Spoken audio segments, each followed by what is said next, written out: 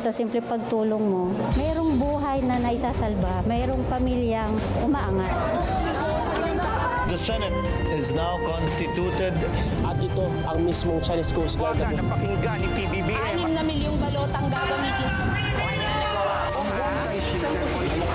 sa A to Z. Kumpleto tayo.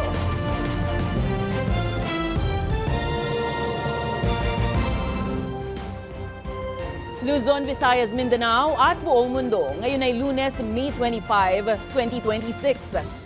Ako si Barbie Mulak at ito ang balitang A to Z. First time na ako nakita ng How Xiao presentation. Minority Senators napuno na kay Senator Amy Marcos. Umano'y planong harangin ang 2028 elections na inilahad ng senadora, tinawag na propaganda. Patay sa gumuhong gusali sa Angeles City, Pampanga, umakyat na sa 4. Issue sa safety protocols at disenyo ng gusali. Iimbestigahan. 4 na miyembro ng pamilyang papunta sa bakasyon. Patay sa karambola sa Isabela. Isang motorbike rider na sawirin. Singil sa kuryente. Posibleng tumaas na naman sa Hunyo ayon sa Meralco. At sa showbiz, hit song ng Ben and Ben na Kapangyarihan. Patok sa mulat na crowd sa Summer Music Festival.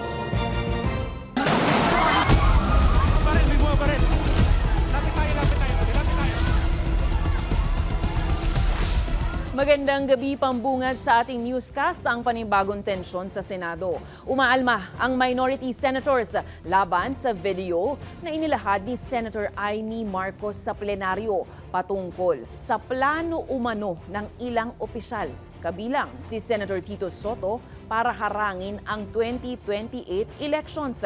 Ibinasura ng minorya ang alegasyon na tinawag nilang How Xiao at propaganda lang. Ang balitang A to Z ni Ace Cruz.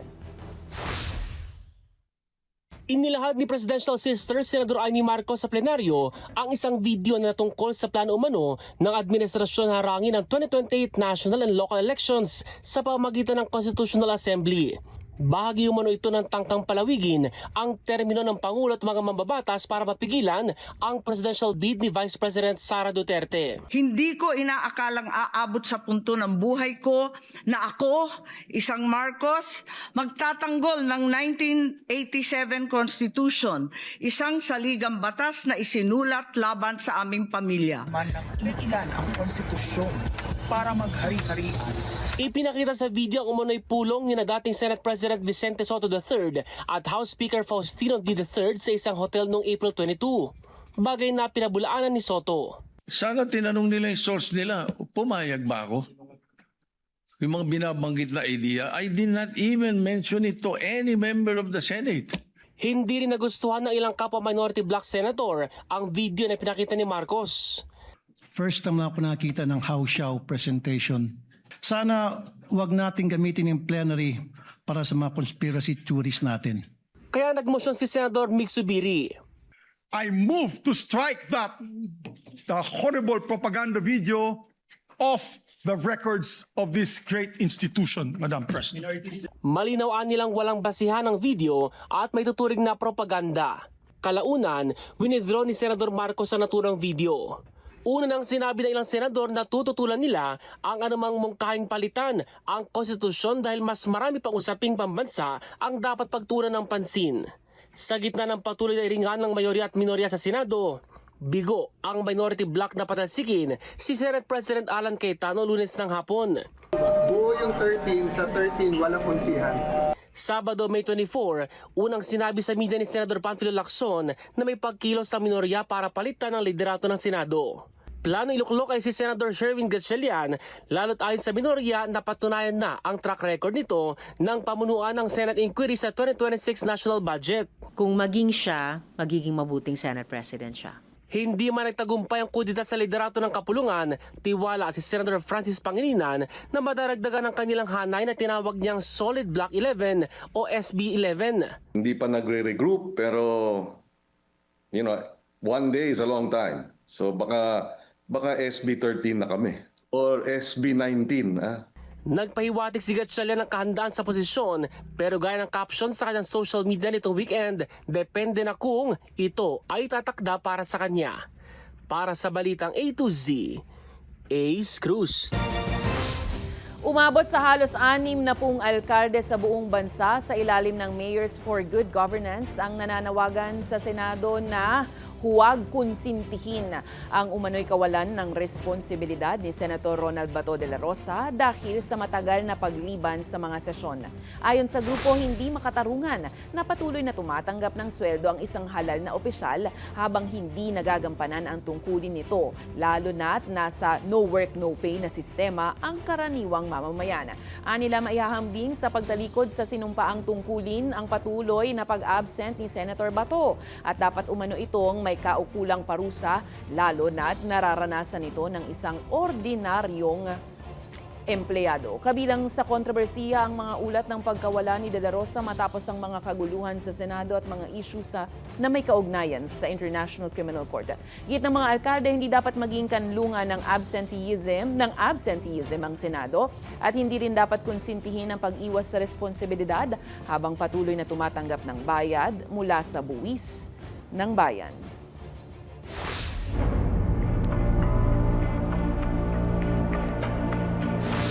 Umakyat na sa 4 ang patay sa gumuhong gusali sa Angeles City, Pampanga habang patuloy ang paghahanap sa mga naiulat na nawawala.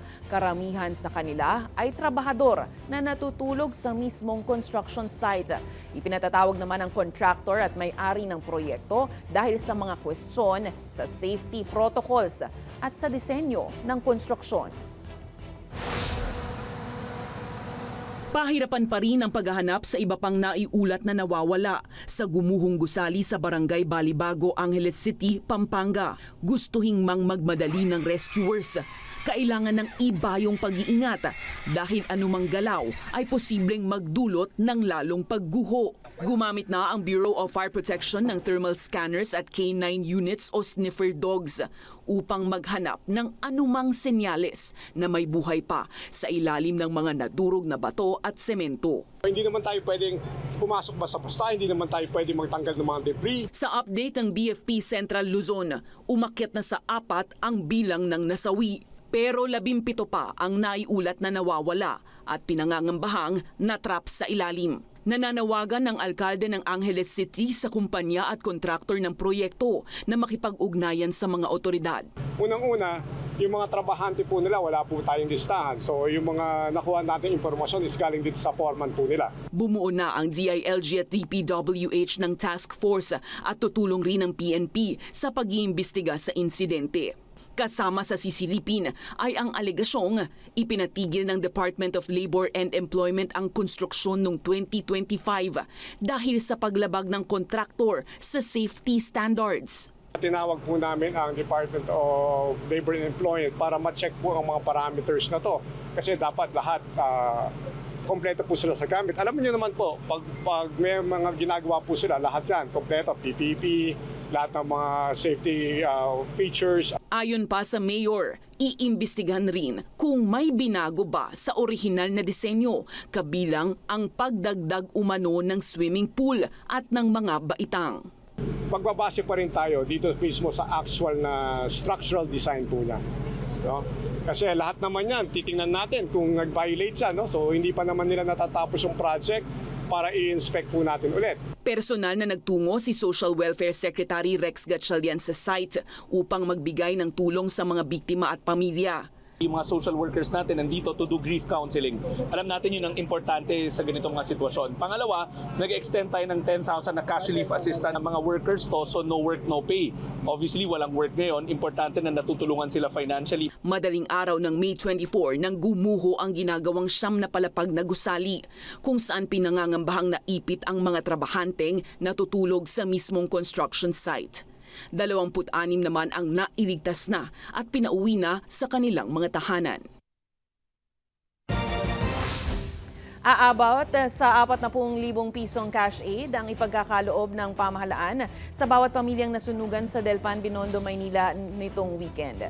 Ito ang inihayag ni Pangulo Ferdinand Marcos Jr. nang bisitahin niya ang mga biktima ng sunog na tumupok sa Parola Compound. Ayon kay PBBM, magmumula sa DSWD ang 10,000 piso habang sa National Housing Authority naman ang karagdagan 30,000 piso para makatulong sa pagpapatayo muli ng mga nasirang bahay. Tinatayang mahigit sa 2,000 pamilya ang nawalan ng tirahan dahil sa sunog. Patuloy naman ang pagbibigay ng pagkain, relief goods at iba pang tulong hanggang makabalik sa normal na pamumuhay ang mga apektadong residente.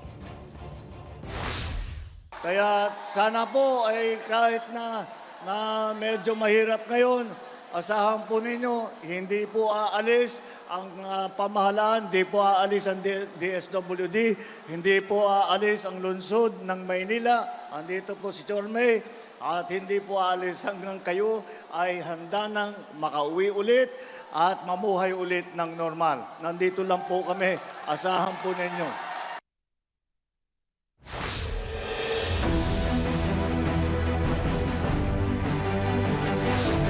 May bago na namang rigodon sa gabineteng Marcos Jr. Inanunsyo ng Malacanang ngayong Lunes ang pagkakatalaga kay dating Senator Francis Tolentino bilang bagong Acting Secretary ng Department of Labor and Employment. Ayon sa palasyo, napagpasahan ang pagpapalit kay Labor Secretary Benvenido Laguesma bunsod ng kalusugan nito. Unang nakilala si Tolentino bilang Tagaytay City Mayor noong 1990s, saka naging MMDA Chairman sa Aquino Administration at Presidential Advisor sa Duterte Government. Itinalaga si Tolentino sa pagtatapos ng 1 taong appointment ban sa mga hindi pinalad na manalo sa nagdaang 2025 midterm polls. Matatandaang nabigo si Tolentino sa kanyang Senate re-election bid noong huling halalan. Mga bagong kasunduan sa depensa, enerhiya at pakikipagkalakalan ang inaasahang lalagdaan sa pagbisita ni Pangulong Ferdinand Bongbong Marcos Jr. sa Tokyo, Japan. Kasabay ito ng ika-70 anibersaryo ng diplomatic relations ng Pilipinas at Japan. Ayon sa Department of Foreign Affairs, bagamat hindi pa nailalabas ang kabuoang detalye ng mga kasunduan, target ng Pilipinas ang mas malalim na kooperasyon sa maritime at security sa loob ng Indo-Pacific region. Kabilang sa tinututukan ng full implementation ng Reciprocal Access Agreement na nilagdaan noong 2024 at ang kasunduan sa logistical support sa pagitan ng Armed Forces of the Philippines at Japanese Self-Defense Forces na nilagdaan nitong Enero 2026. Ito ang inaasahang magiging logistical backbone para sa joint military training, disaster response at humanitarian operations. Inaasahan din na tatalakay ni PBBM at ni Japanese Prime Minister Sanay Takaichi ang gray zone tactics at mga coercive actions sa rehiyon, maging ang usapin sa trade, energy security at diversification ng pinagmumulan ng langis sa gitna ng global energy crisis. Tinukoy din ang 10 bilyong dolyares na Power Asia Initiative ng Japan na layong palakasin ang energy access sa Asia. Maliban sa mga pagpupulong, sasali rin ng Pangulo at unang ginang sa state banquet kasama sina Japanese Emperor Naruhito at Empress Masako.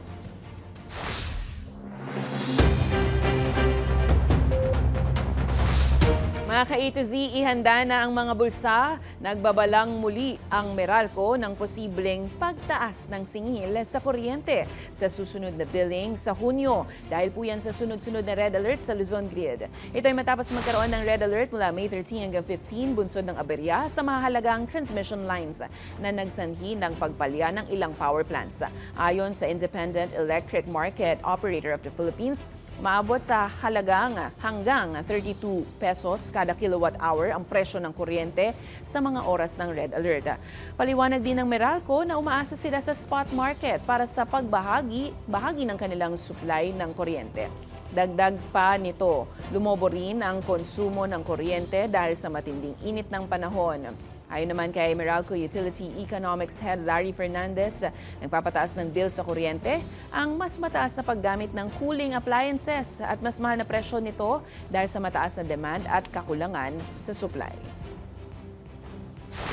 A higher peak demand means there's more pressure on the spot market prices to go up because it's a market, so the supply-demand situation will affect prices. So in terms of demand, the higher the demand growth, there's more pressure on prices to increase. So on both ends of both factors, yung lower supply plus higher demand, so there's really pressure on the spot market prices to go up.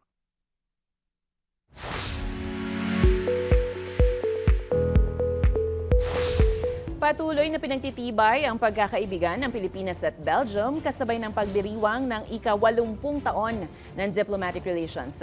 Nagliwanag ang pamosong Mall of Asia Group sa Pasay City nang pailawan nito noong May 20, hudyat ng pagsisimula ng selebrasyon ng milestone sa relasyon ng dalawang bansa. Opisyal na ring inilunsad ang programang Belgian Days na layong ipromote at bigyang halaga ang kultura, negosyo, partnership, innovation at educational partnership ng Pilipinas at Belgium. Iba-ibang aktibidad ang isinagawa kasabay ng pagdiriwang nito para mas patatagin ang relasyong nabuo ng dalawang bansa at palakasin ang kultura, tradisyon hanggang sa mga susunod pang henerasyon. This is really a milestone. We're building something new. We're building bridges for the future between Belgium and the Philippines.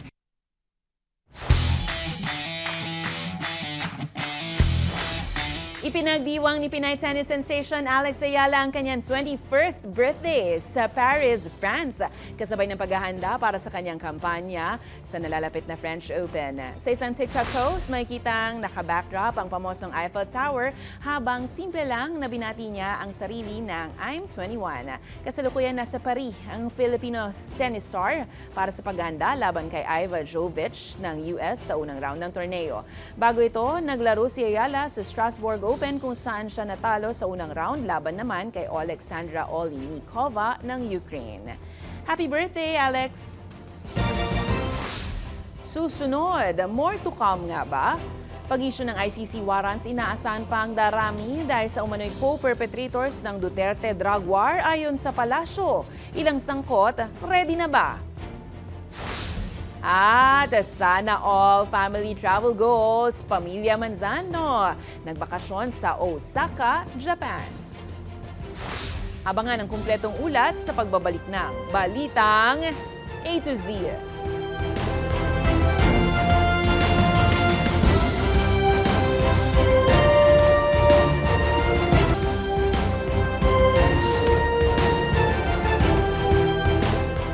Abiso po sa sensitibong balita. Patay sa aksidente ang 4 na miyembro ng isang pamilya na papunta sana sa bakasyon sa Barangay Rizaluna, bayan ng Alicia, Isabela ngayong May 25. Lumalabas sa paunang investigasyon na bigla umanong napunta sa kabilang linya ang isang Toyota Avanza at diretsong bumangga sa kasalubong na trailer truck. Dahilan para masagi pa ang isang motorsiklo at tuluyan na sumalpok ito sa isang puno. Sakay ng MPV ang 4 na magkakamag-anak na dead on the spot habang 2 pang pasahero nito ang seryosong nasugatan.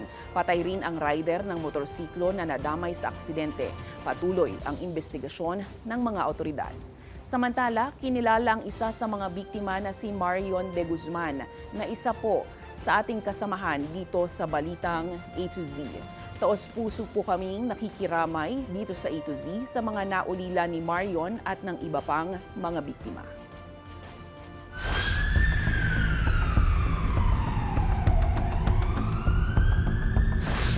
More to come. Inaasahan ng Malacanang ang pagdating pa ng mas maraming arrest warrants mula sa International Criminal Court kasunod ng naunang warrant laban kay Senator Ronald Bato de la Rosa. Ayon sa palasyo, expected ito dahil marami pa nilang co-perpetrators ang war on drugs ng Duterte administration. Samantala may panawagan naman ang mga mambabatas at maging ang asawa ni Senator Bato. Alamin sa Balitang A to Z ni Naomi Almohano. Expected ito dahil marami pa pang co-perpetrators. Inaasahan at abang-abang lang. Yan ang sagot ni Palace Press Officer Undersecretary Attorney Claire Castro sa tanong kung may mga arrest warrant pa ba na ilalabas mula sa International Criminal Court. Nakatanggap na kasi ng impormasyon ng NBI na marami pang ICC warrants ang maaaring ilabas sa mga susunod na araw. Wala pa namang pahayag ang palasyo hinggil sa mga susunod na hakbang, lalo't inaasahang maiisyuhan din ng arrest warrant si Senator Bongo bilang umano'y co-perpetrator din ng madugong war on drugs ni dating Pangulong Rodrigo Duterte. I do not want to speculate on that matter. Kapag lumabas na po siguro ang warrant of arrest kay Senator Bongo. Gayunpaman, tiniyak ng palasyo na agad ipatutupad ang mga susunod na ICC arrest warrant oras na matanggap ito ng Philippine authorities. Kinumpirma naman ng NBI na naipadala na nila sa Philippine National Police ang sulat para kanselahin ang lisensya ng umano'y mga baril ni De La Rosa, lalo't armed and dangerous na anila ang puganting senador. Ang PNP naman wala pang natatanggap na formal request pero oras na makuha ito, agad nila itong i-evaluate at aaksyonan. Panawagan naman ni Senator Risa Hontiveros kay Bato. And yes, ang panawagan dyan ay sumuko siya sa Philippine authorities at mag-seek ng lahat ng legal remedy sa ilalim ng Philippine Constitution, laws and rules. Sobra ng maraming na-damage na institusyon at yung buong bansa pa nga sa ganitong sitwasyon. Aniya, nasa Senate Committee on Rules na ang resolusyong nananawagan kay De La Rosa na sumuko matapos pirmahan ito ni na Senators Panfilo Lacson, Vicente Soto III, Francis Pangilinan at Bam Aquino. Pero dahil merong judiciary dito na minsan o dalawang beses na niyang hiningian ng TRO, ibig sabihin may mga legal remedies pa dito sa Philippine Judiciary. Pero kung ang panawagan ng mga mambabatas ay pagsuko ng senador, nanawagan naman ang asawa ni Senator De La Rosa na huwag ipadala sa The Hague sa the Netherlands si Bato oras na maaresto ito at dapat litisin aniya ang senador sa sariling bansa. Buwelta pa niya, kung papanigan daw ang pagsuko kay De La Rosa sa ICC, patunay daw ito na mahina at walang kakayahan ng judiciary na hawakan ang kaso. Dapat na aniyang matuto sa nangyari noong March 2025 kay dating Pangulo Duterte na agad inilipad sa The Hague matapos arestuhin sa Ninoy Aquino International Airport sa bisari ng ICC warrant. Ongoing naman ng mga operasyon ng law enforcement agencies para hanapin at arestuhin ang nagtatagong senador. Para sa Balitang A to Z, Naomi Almohano. Bumuelta ang Malacanang kay Davao City Mayor Sebastian Baste Duterte matapos nitong sabihing ibinalik umano ng administrasyon ni Pangulong Ferdinand Marcos Jr. ang droga, kriminalidad at korupsyon sa bansa. Ayon kay Palace Press Officer Attorney Claire Castro, patuloy ang mahigpit na kampanya ng pamahalaan kontra iligal na droga at marami anya ang nahuhuli ng hindi gumagamit ng extrajudicial killings o EJK. Itinuro rin ng kalihim ang kamakailang operasyon sa Davao City kung saan nasabat ang umaabot sa 15 milyong piso at 600,000 pisong halaga ng shabu. Tanong ni Castro, bakit marami pa rin nahuhuling droga sa Davao kung epektibo umano ang war on drugs noon? Samantala pumalag rin ang palasyo sa paratang ni Mayor Baste na umano'y nasa ilalim ng implied martial law ang Pilipinas. Ayon sa kanya, malaya pa rin ngayon ang media at ang karapatan sa malayang pamamahayag sa ilalim ng administrasyon at mas nararamdaman umano ang panunupil sa press freedom noong panahon ni dating Pangulong Rodrigo Duterte. Kaya nga nagtataka po tayo, bakit po kaya napakadaming droga, illegal drugs na nahuhuli sa Davao City? Katulad po nito, noong May 14, 2026, meron pong nahuli na sabat na halagang 15.6 million shabu mismo sa Davao City operation. Hindi po ba sakop niya ito?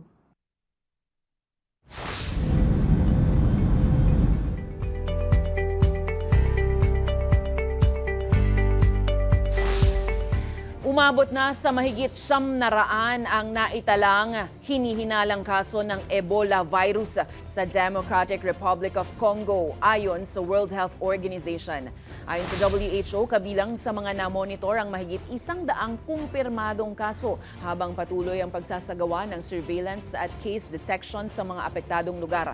Base sa mga ulat, umabot na sa mahigit 200 ang namatay mula sa daang-daang suspected cases sa ilang probinsya ng bansa bansa. Bunsod sa Bundibugyo strain ng Ebola ang kasulukuyang outbreak na wala pang aprobadong bakuna o gamot.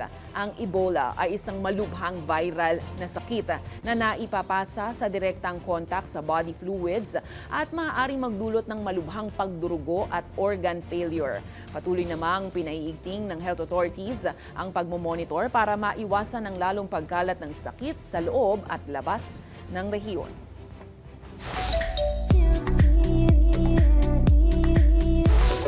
Relaxing family time ang peg ng kapamilya host actor Luis Manzano at Jezzy Mendiola sa kanilang bakasyon sa Osaka, Japan, kasama ang anak na si Baby Peanut. Sa kanilang latest vlog, makikitang gumagala ang mag-anak sa iba-ibang pasyalan habang enjoy na enjoy sa kanilang relaxing day together.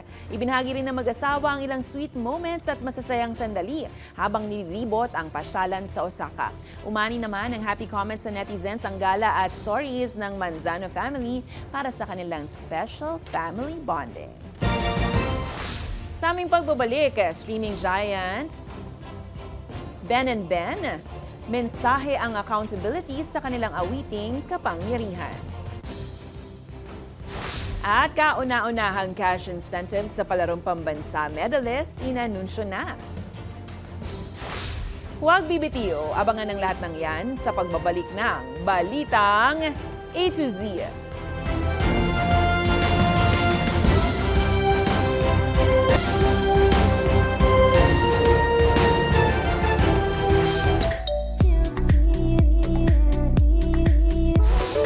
Ready na ba ang OPM fans? Sa gitna ng mga nangyayaring issue sa politika ngayon, nakiisa at may mensahe ang bandang Ben & Ben sa publiko. Habang ang singer-composer naman na si Adi may sorpresa sa fans. Kung ano-ano ang mga yan, alamin sa Balitang A to Z Showbiz ni Rod Garabot.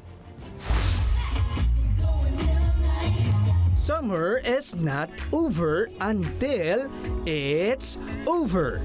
Mas pinainit pa nga ng mga OPM artists ang gabi nitong Sabado sa iba-ibang concert-level performances para sa kauna-unahang Summer in the Sky sa Mall of Asia Sky, kasabay ng ika-20 taong anibersaryo ng mall.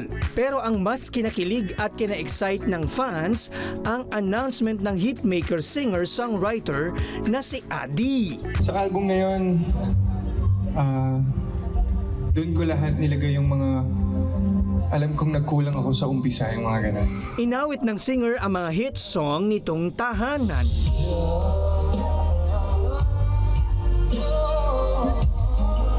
Para Luman. Mahika.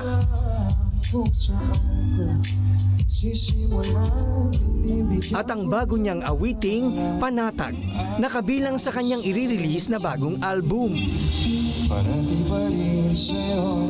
Relate, match at mapapasana all ang lahat sa mensahe ng awitin na secured ang pusong nagmamahal sa relasyong kontento at tanggap ang isa't isa. O diba, sarap ma-in love. Samantala, Ben & Ben never disappoints. Bilang headliner ng summer concert, muling ginamit ng banda ang kanilang platform at impluensya para i-call out ang mga nasa pwesto kaugnay ng nangyayaring korupsyon at gulo sa bansa. Inawit ng Ben & Ben ang ikangay accountability anthem na Kapangyarihan.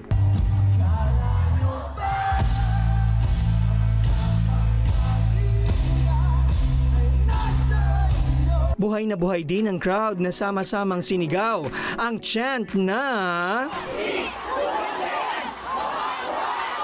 nagpakitang gilas din ng iba pang OPM artists gaya ng P-pop girl group na DNA, real-life couple El Manu at Jessie Kang, Dylan and AJ at grupong 1621. Para sa Balitang A to Z Showbiz, Rod Garabo.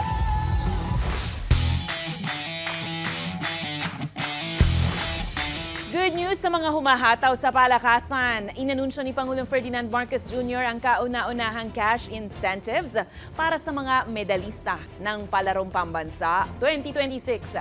Ayon sa Pangulo, makakatanggap ng insentibo mula Philippine Sports Commission ang mga mananalo sa regular sports at para games.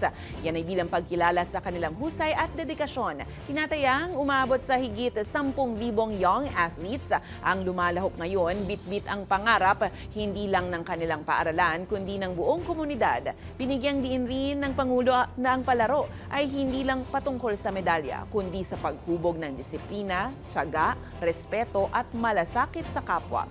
Idinaos sa Agusan del Sur ang opening ceremony kasama ang humigit kumulang 16,000 na delegado mula sa iba-ibang rehiyon at organisasyon. Bahagi ang Palarong Pambansa ng mas pinaigting na grassroots sports development at youth empowerment sa bansa na may malaking papel para sa madidiskubring atleta na magiging pambato ng Pilipinas sa SEA Games, Asian Games at maging sa Olympics balang araw. Kaya naman keep dreaming at good luck sa mga batang manlalarong Pinoy. Kung kayo ay may kwentong kakaiba, mga kwento ng pag-ibig o storya ng inspirasyon at pag-asa, maaari itong ibahagi. Sumali sa ating Facebook group na Balitang A to Z. Panoorin ang replay ng ating programa at sundan ang ating social media pages. Hanapin ang Balitang A to Z. Ang ating pabaong quote of the night ngayong Lunes ay mula kay People's Champ Manny Pacquiao. Ang sabi niya, ang mga kampyon ay hindi nabubuo sa gym. Nabubuo sila mula sa kalooban nila, mula sa matinding pagnanais, pangarap, at malinaw na vision na hindi natitinag. At yan, ang mga balita at impormasyon, mga kwentong may dalang inspirasyon na tinutukan ng Balitang A to Z. Ako po si Barbie Mulak. Maging maalam, makialam. Magandang gabi sa'yo, Pilipinas.